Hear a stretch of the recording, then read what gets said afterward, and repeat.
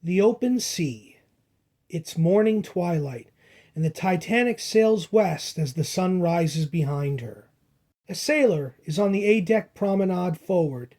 He walks from being by the cabin windows to the railing. He looks out to the open sea ahead of the ship. He lights a pipe and smokes it. He does this as the sky gets brighter.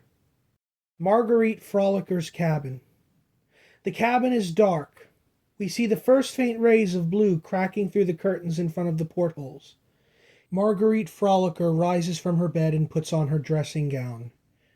She gets off the bed and goes, her feet dragging, into the bathroom. The light turns on. We see Marguerite moving towards the bathtub directly next to the marble sink. Morning light is coming in through the porthole above the toilet in the water closet. We don't see it, but it is implied that Marguerite disrobes, places her feet in the bathtub, and turns the shower head on. We begin to go through what looks like a promotional video advertising the Titanic's many facilities. The cooling room of the Turkish bath. We see a door at the far end of the room open up. A cloud of steam blows forth from the opening. Out comes Colonel Archibald Gracie, a lean but older gentleman with a towel wrapped around his waist. He comes toward us and reclines on one of the Turkish-style chairs so to cool down. He is covered in sweat. Around him are other men relaxed and cooling. A steward attends to him. Titanic's first-class swimming pool. Sunlight is streaming in from the rear through the portholes. There are men jumping in and swimming. Colonel Gracie steps down into the pool and begins doing brushstrokes. Later in the day, in the first-class lounge, we see people reclining and engaging in conversation. Colonel Gracie, now dressed, joins them. The first-class reading and writing room. We see men and women all at small desks reading and writing. Jack Thayer is writing on stationery paper at a table. He is writing to a friend on land, and we can see what he is writing. From the Titanic at sea, wish you were here, Jack. Behind him, towering over, are the room's giant paneled windows. Looking through the windows, we see people happily strolling on the first-class promenade. The Hart's cabin. The layout of the Hart's cabin is very similar to that of the Navratil's cabin. The door opens. The Harts are returning from breakfast. Benjamin is arguing with his wife. "My dear, I don't see why you have to sleep during the day. You're missing all the fun." Esther responds, "You stay out during the day and I will keep watch at night. This way, if anything happens, we're ready. This is a ship they claim is unsinkable." "No, my dear, this ship is unsinkable." Esther frowns. Benjamin tries to calm her down. "Esther, surely we're safe. Nothing is going to happen." Esther is having none of it. She lays back, folds her hands on her stomach, and closes her eyes. Benjamin gives up. "Well, if you choose to sleep, that is your choice, and I have no problem with it. Ava and I will be back to pick you up for dinner. Come, Ava." Benjamin and his little Ava leave. We see the outside of the Titanic's barber shop. The facade of the barber shop consists of two large round paneled windows, with a single narrow French door in between. Not too far from this door is a wood post topped with a barber shop pole. We see Benjamin and Ava walking towards the door. The interior of the barber shop. It's a small room with two red leather chairs, two mirrors, a counter, and a booth for guests. The walls are covered in posters and ads, and hanging from the ceiling are dolls, wooden toys, and stuffed animals. The barber is giving a man a shave when he notices Benjamin and Ava walking towards the door. It looks like we have a father and his little girl coming in. The door opens and the bell rings. "Hello, welcome. How can I be of service?" "Hello, I would like to buy a toy for my little girl." The barber sees little Ava. "Oh, well, hello, mademoiselle." Ava, smiling, says, "Hello." The barber asks her, "What's your name?" "Ava." "Ava, what a pretty name. How old are you, Ava?" "I'm 7. A good age to be." "That's right."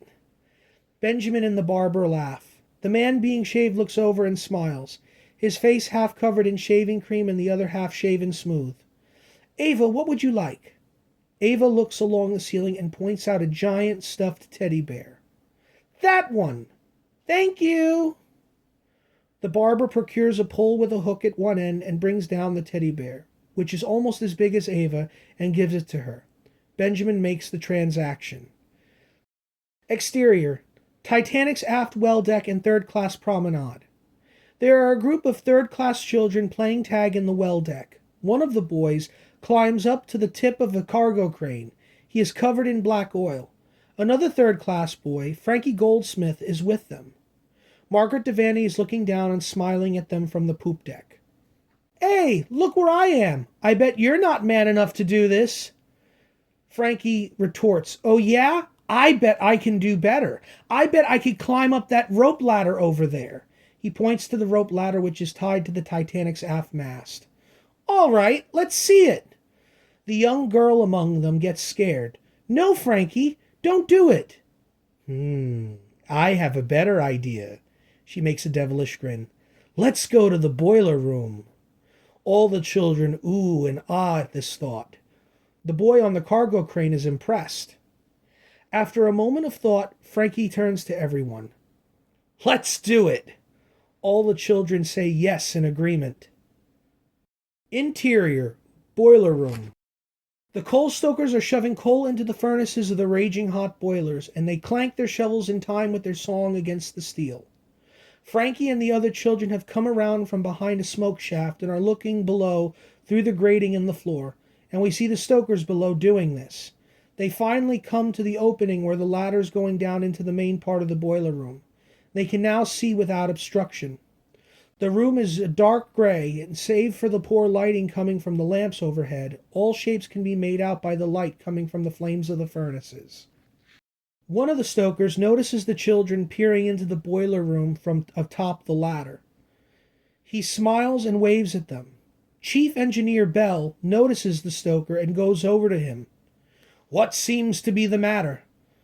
The stoker responds, pointing to the children above him. "There are children in here."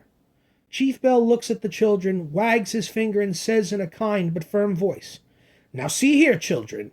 You know you're not supposed to be down here. This especially isn't a place for young children and ladies. Now be good children and go back up to your parents."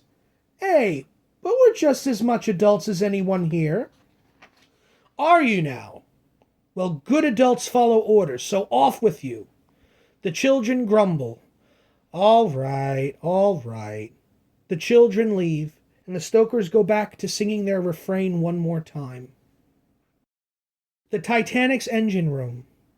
It is much brighter in here than in the boiler room. It's a maze of catwalks around two giant engines. The engineers are looking into the crankshafts to make sure everything is running smooth.